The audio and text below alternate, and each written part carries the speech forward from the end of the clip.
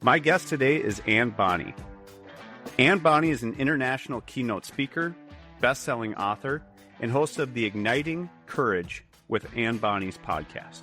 She's known for helping leaders and teams navigate change, build resilience, and lead with more courage and confidence. Anne is the author of Get Over It, and she brings a really unique perspective to her work, with a background that includes living on 4 continents, completing Ironman triathlons, love that, summiting Mount Kilimanjaro, and running the Antarctica Marathon. When I was 8, I got home from second grade. My parents said, "Hey, we're moving to Saudi Arabia." And it was sort of like, wait, what? And I didn't know what it meant, but like we moved to Saudi for 2 years. We moved to Egypt for a year. We moved to Greece for 4 years. So when you grow up like that in the very formative years of 8 to 14, change and courage and unknowns become kind of part of your everyday life. Thankfully, mine were low stakes, safe changes and challenges. And unknowns, but it really shaped me into a person who doesn't think that unknown is a threat. And as I've studied change and I've studied self-awareness and I've studied people's reactions to all the things that happen in the world that we don't have control over, the one thing it boils down to is that we don't like unknown. And so my goal is to help people get better at dealing with unknowns because frankly, that's life. Self-awareness is a piece of emotional intelligence. It's the key starting block to all emotional intelligence. If you're not aware of your emotional reactions, how they impact your behavior, how they impact other people, and how much of it you're just making up in your head, if you don't have that, the rest of it you kind of can't do because you're just flopping around the world like a fish on a dock, slamming into things and messing things up. And if you never look at yourself and your impact, your part in that, you're just going to keep flopping. I have a mug that says fearless. And every single time I pick it up out of my cupboard, I want to throw it away. Because if you're fearless, you're not paying attention. If you're fearless, you don't care about the outcome. Comfort in these uncomfortable situations is not possible. And the beauty of courage is it only exists in combination with fear and discomfort.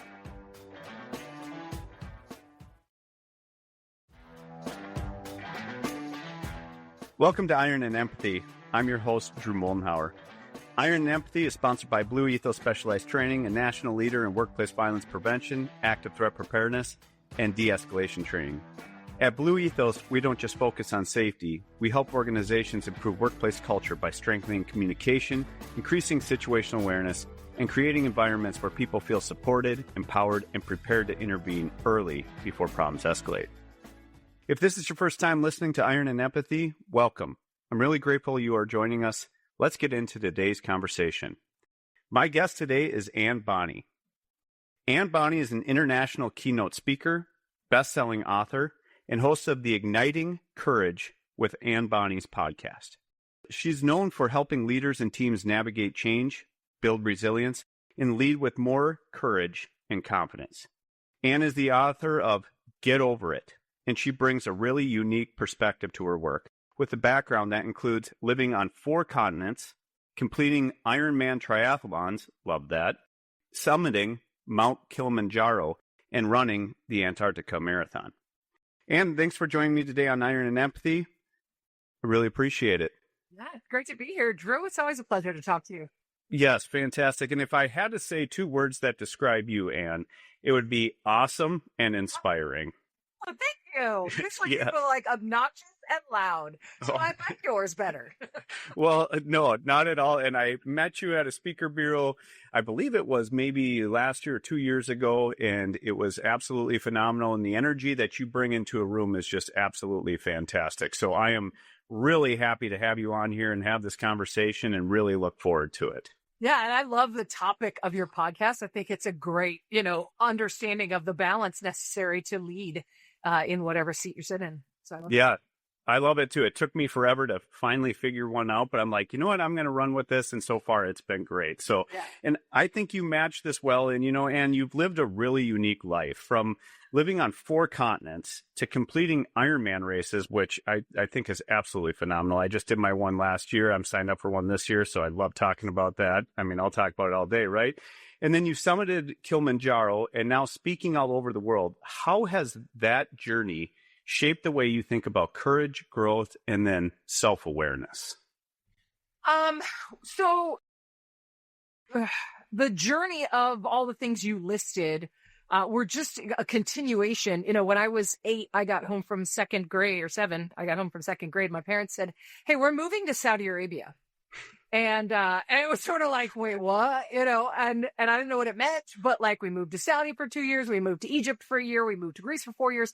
So when you grow up like that in the very formative years of 8 to 14, change and courage and unknowns become kind of part of your everyday life. Thankfully, mine were low stakes, safe changes and challenges, and unknowns. But, it really shaped me into a person who doesn't think that unknown is a threat.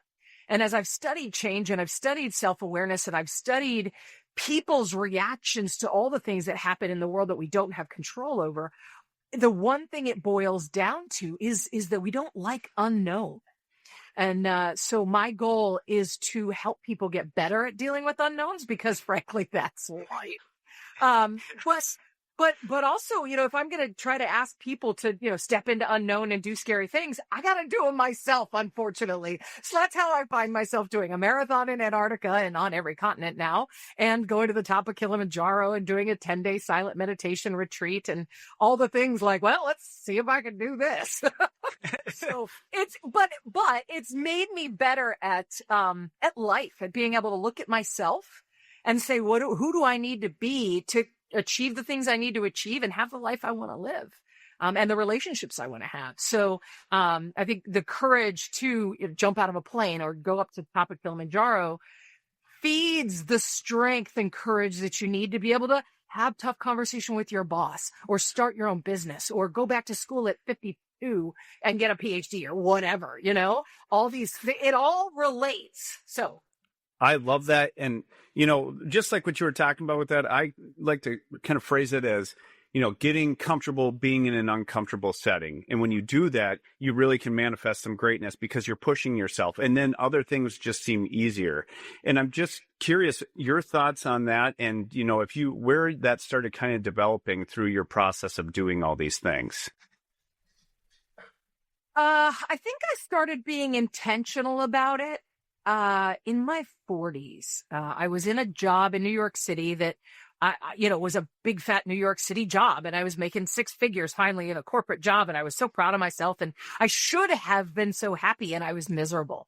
And all of a sudden I'm like, what's your problem here? What are you seeking? And that was kind of when I started tuning into myself and not just taking the steps that we're supposed to take as adults. You go from college, then I got married, and then I got a job, and then, and not that my job history has been traditional or typical in any way, but I was just kind of following the next thing. And at that point in New York City, when I realized the next thing wasn't the thing that I wanted, and I heard myself saying, well, you're in your 40s, maybe this is it. And it was like a record stopped, and I'm like, no, you got 25 more years of working. I don't want to feel like this every morning. So that was when I started doing things in a much more intentional way. There's so much social pressure, and we get so many messages externally from advertising, social media, friends and family and all these places about shoulds. And I started ignoring those and saying, how do I want to live this? How do I want to do this? And how can I make a difference in the world in a more meaningful way? So that was kind of the birth of it. Man, I love that. I absolutely love that, because I'm 41 now. I just did my first Ironman last year, and you just hit the nail on top of the head, because there's all those shoulds. Like, you just graduated college. You should go to college. Now what's the next step? You need to get married. You should get married. Now you should have kids. Now you should. And it's just like your whole life is just planned out for you. And then you hit 40 and you're like, what just happened? It's oh my gosh. And I remember being a police officer, and I'll never forget this. I was 22 years old, and I responded to this call one time, and it was in this very rich neighborhood, really expensive homes and everything. And I go in there, and there's a guy in his 40s, and he's having a panic attack. And I just think to myself, you're living in a $2.5-3 million house, and you're having a panic attack. Like, just being naive. Yeah. What's your problem? Yeah, I'm 22. I can barely, I'm making like 30 grand a year here or whatever. You got this. And then it started making sense as I got a little bit older. It's really interesting how that happens. So I love that you talk about that, because it is an interesting age when you hit your 40s, what starts happening. Yeah. So, Well, and I think it's because for me, like the shoulds, like at 40 was the age where I was supposed to have it all figured out and all settled and all my investments and everything was good. And then I don't know what you do after that. You just coast and have like dance parties or whatever. I don't know. But like I got to 42 and I was like, I just got divorced. I don't have anything figured out and I hate my job. Like, so I think that's the moment. I don't know whether that's the case for anybody else, but 40 was that cutoff where I was supposed to have everything done. And it was like, oh, I got none of that. And so that's when you start, the shoulds are over.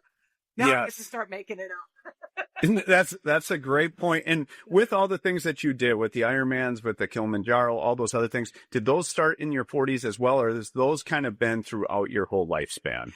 No, I started marathoning in my 30s, early 30s, when I started working for Under Armour. I started doing my marathons, and then it's a sickness. It's a downward slope. So I did some ultras. I did 2 Ironmans, and that was all in my 30s. And that was, not seeking the discomfort. It was just doing the fun thing that I was really having a great time engaging in and accomplishing.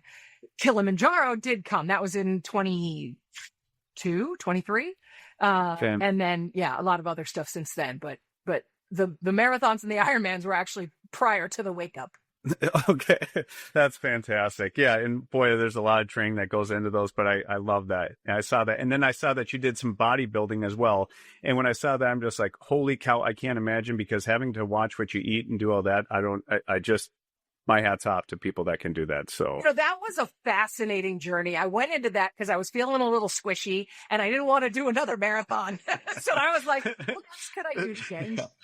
And I had no designs on winning. I just wanted to go in and have fun and do the thing. And I ended up winning the whole thing. And, wow. But it was an incredible moment of, again, a self-discovery moment where I stood there the night before the show looking in the mirror. I had a 6-pack. I had a thigh gap. I had the perfect body. And for the record, I only did it once. I didn't do some bodybuilding. Okay. I did 4 months, stayed up, did a show, won it, and never did it again. But I remember looking in the mirror going, I have the perfect body. I have been waiting my whole life to look in the mirror and see this, and nothing else is different. My bank account's still empty. I'm still single. I'm still living in my parents' basement, starting a business. I think I made $3,000 that year at 43 years old. And it was such an interesting moment of realizing what's important. I've been waiting my whole life to have the body that I have, and it makes no difference at all. Wow. It was such a cool realization, and made eating the tacos the next day a whole lot easier. I bet. And that's the thing, is like, I just can't imagine having to square all that down, the macros, everything. I mean, but crazy. It's cool. It's about like the super high end, like, tech guys in Silicon Valley and all this stuff. Like the beauty of doing the show in those 4 months where I literally ate the same thing every single day, it took the decision making out of eating. That's a good point. And so I had a whole lot more emotional energy left for all the decisions I needed to make to start my speaking business. And so it was actually kind of a relief to just hand myself over to my trainer, say, tell me what to pick up, what to put down, how far to run, and what to eat. And I didn't have to think about any of that stuff, which left me a whole lot more capacity for all the other difficult decisions I had to make, which was actually really cool. That is. I've never heard of it from that perspective. But when you think about it, how many decisions go into what we're going to eat throughout the day and when we should and doing all that. So that's fantastic. Right. Wow. Okay. Well, a lot of people hear the term self-awareness and emotional intelligence and kind of lump them together. Are they actually the same thing, or is there a difference? Self-awareness is a piece of emotional intelligence. The way Travis Bradbury breaks it down is within the umbrella of emotional intelligence, you've got self-awareness and self-regulation, and then you have social awareness and social regulation. So those are kind of the 4 pieces of the overall umbrella of emotional intelligence. Okay. And why is self-awareness such a critical starting point for leadership, relationships, and performance, do you think? Well, it's the key starting block to all emotional intelligence. If you're not aware of your emotional reactions, how they impact your behavior, how they impact other people, and how much of it you're just making up in your head, if you don't have that, the rest of it you kind of can't do, because you're just, flopping around the world like a fish on a dock, slamming into things and messing things up. And if you never look at yourself and your impact, your part in that, you're just going to keep flopping. And so for somebody listening right now, what are some signs they may not be as self-aware as they think that they may be? Well, if you start, victim mentality is kind of a first one, is if you attribute all the challenges that you have to external forces. And I want to be clear here, some of the challenges you have probably are external forces. And there's still things that we do have control over, that we do have agency over within ourselves. So if you find yourself feeling like everything is done to you and everything is external forces acting on you, it means you're just not thinking about your own part in it. That's kind of a big piece.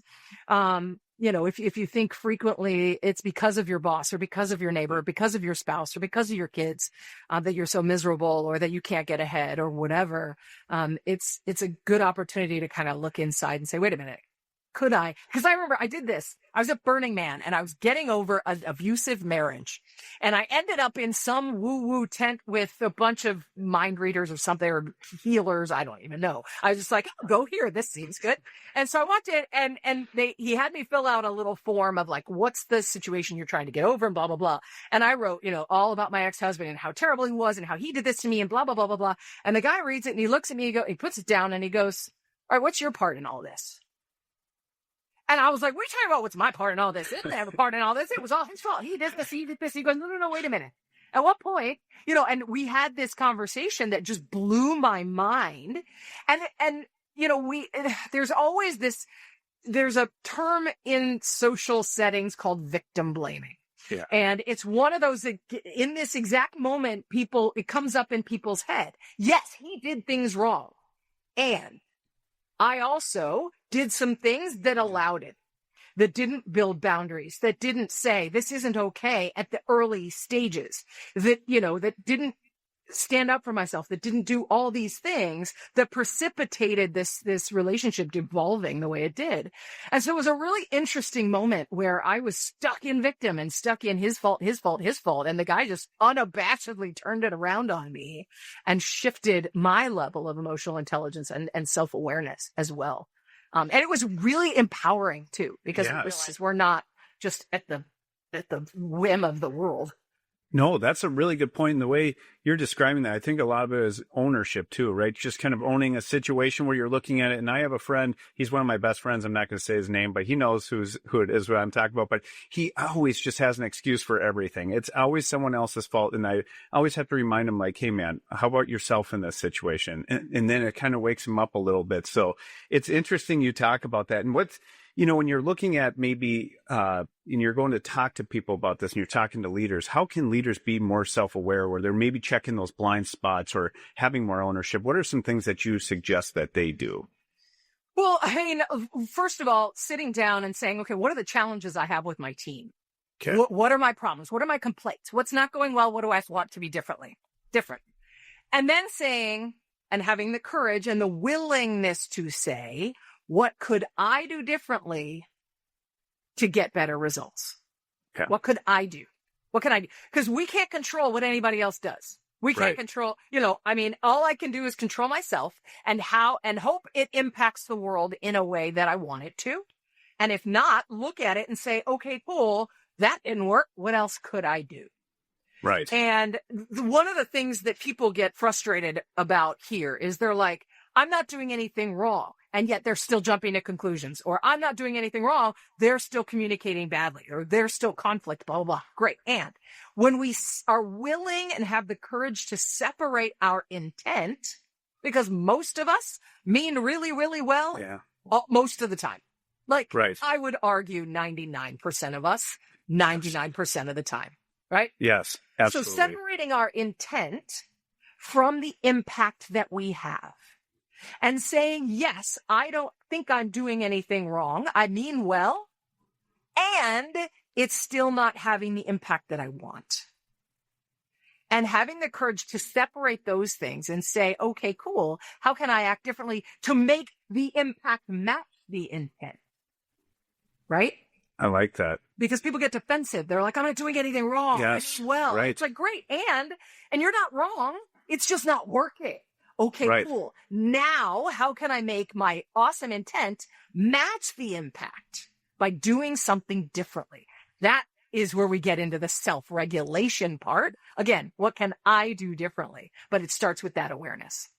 And would you encourage leaders out there to maybe for a start, even having, if they're thinking I'm doing everything right, maybe having a 360 review from members of their team, maybe an anonymous way that way? Or how do you think would be a good way for people to, hey, I don't think I'm doing anything wrong. It's my team. And you're like, oh boy, that can way. What do you think? Right. Yeah, right. And I'm just curious on that, like, what's a good way that you could say that someone listening to this is like, something's failing around me here, the team, I'm the leader, I don't see it. How can I find that out? You think that would be a good idea? Or what other suggestions would you have for leaders in that position, do you think? Yeah, one of the sayings that I never understood until I totally understood it was, you can't read the label from inside the jar. Sometimes you'll be like, I don't know what I could do differently. And other people's opinions and perspectives can be very helpful. That said, a full-on 360 evaluation can be rough. Yeah. So be sure you're ready for it. I know a lot of people who've gotten completely crushed by a poorly delivered 360. It's informative. Boy, oh boy, it's informative. But it can lead to a lot of nights with Jack Daniels. Anyway, sometimes just asking a trusted leader, hey, here's the challenges I'm having. I feel like I'm doing everything right. Have you, give me an honest answer. And again, don't go to the person who's going to yes you to death and, oh no, you're amazing. Don't go to that person. They're not helpful. Go to the person who is intelligent, intentional, kind, and honest. And I'm not saying nice. I'm saying kind. Very different. Go to that person who you trust, who's going to be honest with you, and say, here's the challenges I'm having. I don't know what else I could do. I don't know what I'm doing that might be causing that. And I would love your perspective on that. On maybe what I could do differently or what I might be doing that's getting in the way. And the cool thing is when you're willing to have those conversations, even if it's somebody who doesn't know you, they might throw ideas at you. And these are what I call circular conversations, where they may not be able to solve it for you. But by bringing it up and starting to throw ideas back and forth, you start to crystallize some ideas in your own head. Because ultimately, that's where the decision's made, and that's where the action is going to derive from. So figuring out having some of those circular conversations to start to get things, jiggling loose in your brain so you can start to figure out what your action plan is going to be. But if you have the courage for and access to a solid 360, boy, you're going to get a lot of information. I love that. And there's a couple things that you hit on that I think is so great. And that's the title of this podcast is Iron and Empathy. And the reason I talk about that is exactly your point where you're saying find someone that's kind, but is going to give you that accountability. That's that iron, right? We have to have iron that sharpens iron. We can't be nice to death. And then on the other side, though, we have this empathy where we do have to have empathy with our people. We have to treat it well, but we have to have a combination of both. And if we don't have both, if we just have this side where it's all iron and people are just yelling at us all the time and just screaming at us, it's not going to work. But there's that comfortable balance that we have that can really strive these really good teams. And the other part that you talked about that with, going in that circle and not necessarily solving the issues. I use that in de-escalation all the time too, where we truly don't want our issues to be solved right away. We want to be soothed. And that soothing comes from just getting things off your chest a lot of times. And when you call someone to vent, and like you're talking about, if we can soothe that out, a lot of times people can find solving on their own, or it's going to come, but really just soothing before it's solved. So yeah. I love that, how that work intertwines.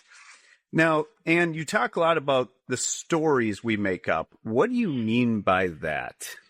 You ever gotten an email that says, Drew, I need that report Friday. Thanks, Am.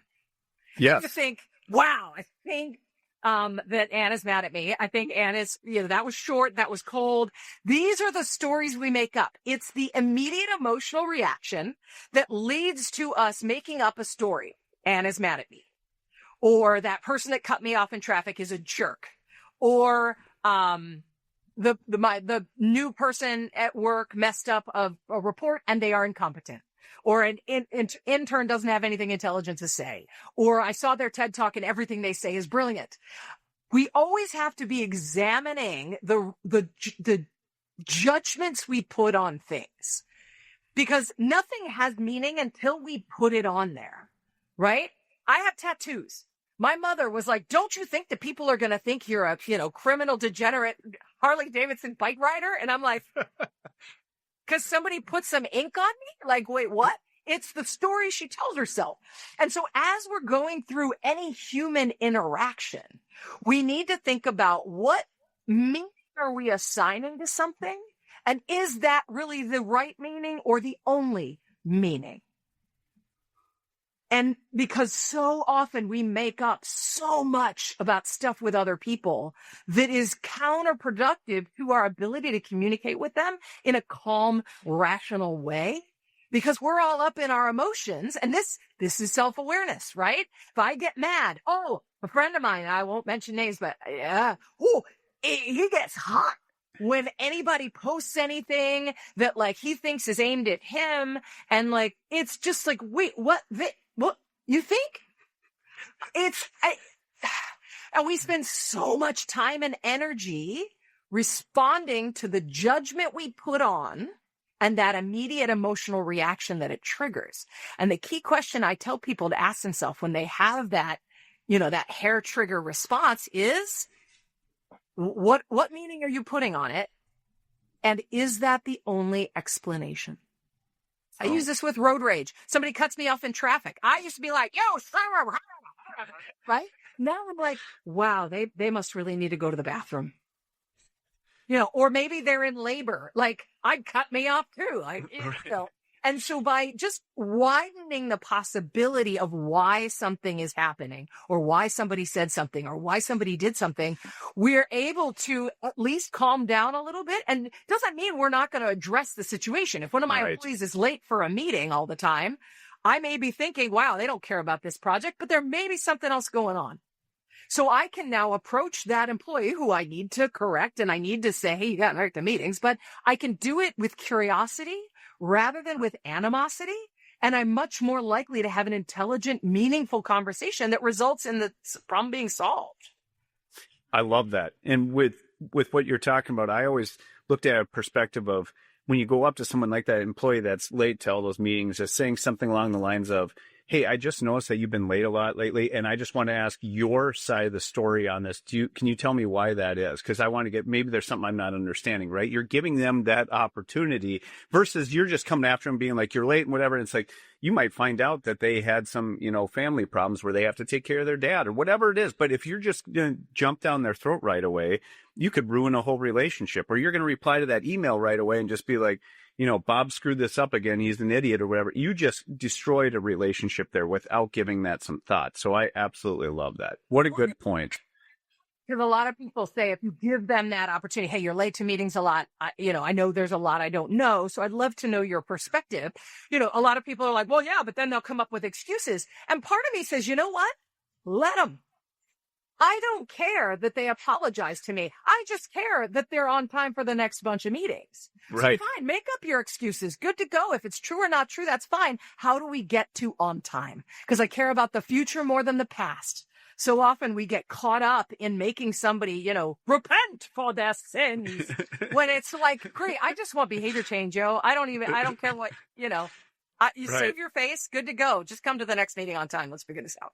Yeah, just make it there. And why are those internal stories so powerful in shaping how we react to people in situations, do you think? Why do you think that's just so powerful in that? Do you think it's more we're ruining those relationships, we're ruining things around the workplace? Why do you think?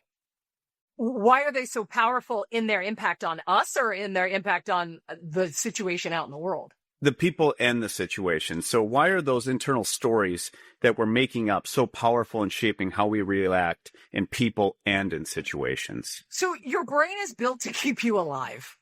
And the amygdala is the specific little bean in the middle of your brain in charge of panicking when something is dangerous. And when our brain was invented, there was a whole lot more mortal danger than there is now. The world is upgraded, the brain has not. And so anytime there's a stressful situation that triggers your emotions, your amygdala shoots out like the whole we're going to die, and gets you ready to punch somebody in the face or run out of the room, which doesn't help when you're in a difficult conversation trying to be rational, right? And so when we're telling ourselves these stories and they're triggering that response of danger, danger, it kind of hijacks our brain, and we're less able to be more calm and rational in a non-life threatening situation. So, and that, so if we're living in that, that panic and that brain danger thing, it impacts the world around us in obvious ways when we have that emotional reaction to something somebody said or did. When we are willing to investigate, the more we are willing to say, is that the only explanation? Is that really the truth? The easier it is. We literally create new neural pathways in our brain, yay, neuroplasticity. We're able to get better at retelling the stories as they happen. So when our amygdala starts freaking out, we're also go, well, you know what? They may have cut us off because they're in labor. They may really have to go to the bathroom. We get better at that. And again, that curiosity comes up. But those stories, when we're not willing to intercept them and we live by the truth we think our brain is telling us, which it's not, right? It stays in that loop, and We're not able to interact externally well at all. That's a great point. And then people get stuck in that. And you have some people that are very kind of wound pretty tight. And what are some practical things people can do when they feel themselves maybe getting, like you're talking about, that emotionally hijacked in a conversation or stressful situation? Can they breathe? Can they do other things? What do you think that they could do to help themselves maybe start learning to be more self-aware and self-regulate during those situations? One of the things I like to do is after a situation where I'm like, well, that didn't go the way I hoped, and I'm feeling all, walking away going, gosh, I just freaked out. What happened? Being willing to look directly at it and do the debrief. And the debrief is 5 questions. A, what happened? Just the facts, ma'am. Only the facts. All right. Then what went well? Because so often when something doesn't go well, we freak out about everything was bad and wrong, and this is never going to be okay again. So ask yourself, what went well? All right, let's take a minute. Did something go okay? Then asking yourself, all right, what went wrong? What was I thinking? How did I react? To start to build awareness around why this is happening, why I, yelled at my boss and then ran out of the meeting. Then asking, what am I going to do the same next time? Because we don't want to lose the behaviors that are working for us. And then what am I going to do differently next time? And by having the willingness to sit down for 5 or 10 minutes, I remember doing this after a workshop where I was it didn't go well at all. And I felt terrible and I was in the depths of despair, and I'm driving away going, all right, hold on, let's do the debrief. What happened? What are the facts? Because oftentimes we catastrophize the facts. So let's just stick with the facts. Then what went wrong? What went well? What am I going to do the same? And what am I going to do differently? And I remember, when you're willing outside of the stress of the situation to look back at it, which is uncomfortable. We don't like to. We're embarrassed. There's shame. There's guilt. There's how am I going to fix this? But if we're willing to do this debrief first, before we start thinking about how am I going to make this situation better, we start to, again, fire up that neuroplasticity to start to open the channels a little bit more. And next time you're in a similar situation where your amygdala is going, punch him. And you're like, we're able to have this little bell with this polite little man in a pink cashmere sweater go ding, ding, ding, ding. You were ready for this. You remember last time you said, here's what you were going to do differently. Do that now. And hopefully you'll be able to do that better when you're in that situation again. I love that. And I love that you were talking about that you do it after, maybe when you get back to more rational thinking, right? When you're irrational in the moment, you're probably going to make excuses. Your brain's just not firing the right way at that time. You need a little bit of time in between that to kind of look back on that in hindsight and go, okay, let's diagnose this, right? Well, and same thing for leaders. If you notice that somebody on your, that you're working with, that you're giving a corrective conversation with or whatever, is kind of starting to get in that red-faced, shallow breathing place, give them some time. And a timeout is always a welcome thing. And a lot of, and I tell people to do this in my workshops. I'm like, look, some people think it's tacky, but it works every time. In the middle of the conversation, I feel my jaw start to dripping. I'm like starting to have that amygdala hijack feeling where I'm like, I'm not going to make any sense right now. I always say, hey, you know what, Drew, this is a really important conversation. I really want to focus, but I have to go to the bathroom so bad. Let me just run to the bathroom real quick. I will be back in 3 minutes and we can continue this conversation. And nobody has ever said, no, lady, you sit right there. You pee your pants because we are going to finish this conversation right now. Nobody's ever said that, right? No. That 3 minutes that I hide in a bathroom stall could be the difference between a rational conversation and me doing something that I really wish I hadn't. And so allowing a timeout or having the courage to ask for a timeout in that moment. And again, the bathroom excuse is an easy one because it's not going, well, Drew, you look like you need to calm down, right? Nobody's ever calmed down in the history of being told to calm down, right? That's not the thing. Right. So go to the bathroom. It takes the pressure off of anybody's emotional response. Nobody has to be like, yeah, I'm kind of freaking out right now. We can just, okay, cool. I'll go take care of a natural bodily function. I'll come back and we'll finish this conversation. And it could be all the difference. In a way, you're almost pausing that momentum. It's kind of like icing the kicker in a football game, right? You're calling timeout, giving some time. Let's stop the momentum of this other team in basketball. They're crushing us right now. I'm getting worked up. Let's call a timeout. I need 3 minutes in the bathroom. And that's a great way. That's a professional way to get out of there too. Instead of saying, hey, I'm about ready to snap right now. And this is going to get really, really nasty. I'm going to start throwing haymakers in here and it is not going to be good. So, instead you can use something like that. That's practical. I like that. And breathe. Yes. Calm down. Just take a minute, breathe, and then say, how do I want to deal with this in an emotional, intelligent way? Great idea. And after all the work you've done in this space, what has self-awareness taught you about courage? It takes courage to have self-awareness.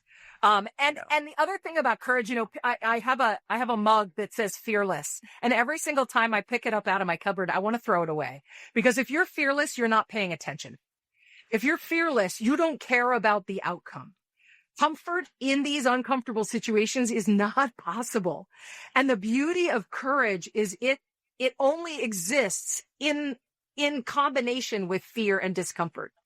Again, if it wasn't uncomfortable, you wouldn't need to have courage. And it's also something that we can all develop. My podcast it used to be called Igniting Courage. It's actually called Dancing in the Discomfort Zone now, because as we think about, having courage, we have to be able to dance in discomfort. We have to be able to be uncomfortable. And so when we're willing to say, okay, cool, this is not going to be comfortable. We're able to summon a lot more courage because we don't think we have to wait until it's easy. It's a really good point. And with what you're talking about, I've noticed a lot of leaders now are having a really difficult time having difficult conversations with their employees because it is uncomfortable. People don't like having that. They like rewarding them for everything. But when you have to hold people accountable, boy, that's tough. That takes some courage because it is not a necessarily fun thing to do. But dealing with that is something that has to be done sometimes. Right. And I mean, the challenge with difficult conversations is you never know how somebody's going to react. But you know what? I think back to Stephanie Braun. She was a boss that I had back in the early 2010s. And she was so good at having tough conversations. She was so good at it. It was so empowering. It was so uplifting in its correction and awfulness. It was still uncomfortable. But she did it so well that she built the relationship. So I always recommend to people, build your skills. You alluded before we got on that you were going to ask me about books. Well, I'm going to throw a book at you right now, man. Crucial Conversations is an amazing book about how to have tough conversations well. And it's incredibly tactical. Like, when I need to know how to do this stuff, don't throw a bunch of philosophy at me, because I'm like, I don't do that. Just, yeah. And Crucial Conversations or Verbal Judo are two books that allow you to really think about, how do I do this well? How do I have the skill to do this well? So that the courage is a little bit more there. And the knowledge that when you do it well, oh man, the relationship and respect and trust, all that just skyrocket. It's incredible. Absolutely. Yeah. And you mentioned that with the Crucial Conversations. I haven't read that one. I have Verbal Judo here. Great one. I'm so glad you mentioned that. But could you recommend, you've already had one, could you recommend another book to my audience that has really inspired you or changed what you have done in life that you can recommend? Yeah. Travis Bradberry's Emotional Intelligence 2.0. He just updated it, and I haven't read that one yet, so I'm still recommending the first one. But again, it's super tactical. It's split into about 5 pieces. Those 4 aspects of emotional intelligence: self-awareness, self-regulation, social awareness, are the last 4 parts. That first part is just the reading part. So it's really quick and easy to read. It makes a ton of sense. And then the last 4 sections are all things you can do to improve your emotional intelligence. So again, it's super tactical. Nobody's sitting around looking for things to do, looking for big textbooks to read these days. So I really like to make sure that people have stuff they can read fast and get a lot out of it. You nailed it. And that's with my students too. They won't read any textbooks. I don't even assign them anymore. I don't, because I'm like, I know you guys, I see the shrink wrap still on the thing and we're halfway through the semester. I mean, they just don't, right? I mean, in today's age, they don't. No, you're right. So what's the point, right? You want stuff that people can dive into smaller sections that they can understand, right? Absolutely. And how can people get a hold of you if they'd like to have you come out and speak, if they want to take a look at your book, if they want to listen to your podcast? How can people get a hold of you? Yeah, easiest place is yourchangespeaker.com. AnneBonney.com will get you there. AnneBonney.ninja will also get you there, because I can. But yeah, on my website, all of my speeches and all of my TEDx and my books and my podcast and all that stuff you can find on there. Fantastic. And I'll personally recommend you because I've seen you speak. You are a force. You are fantastic to see up there. I love whenever I get to see you. It's amazing. And your message is awesome. The Punch It, Margaret. I love all of it. I absolutely love it. So I have to say the same about you, Drew. I still remember you had this serious talk about leadership and blah, blah, blah. And then you pull out a paper bag with a donut, and I almost spit my tongue out of my mouth. It was so funny. And I still remember that. I'm like, I'm going to have this dude on my podcast. So yes, I did. Yes. I still use that to the day, and I still get laughs. And I'm like, I always think of, all right, Anne Bonney laughed at this. I remember she talked to me about this. So love it. Love it. So funny. Well, Anne, thank you so much for being on the show today. I really appreciate your energy, your insight, and practical tools that you shared with us. This is such a powerful conversation. I know a lot of people are going to take something away from. And to everybody listening, thanks for tuning in to Iron and Empathy. If this episode brought you value, be sure to share it with someone who could use it. We'll catch you on the next one. Thanks again, Anne. Thank you, Drew.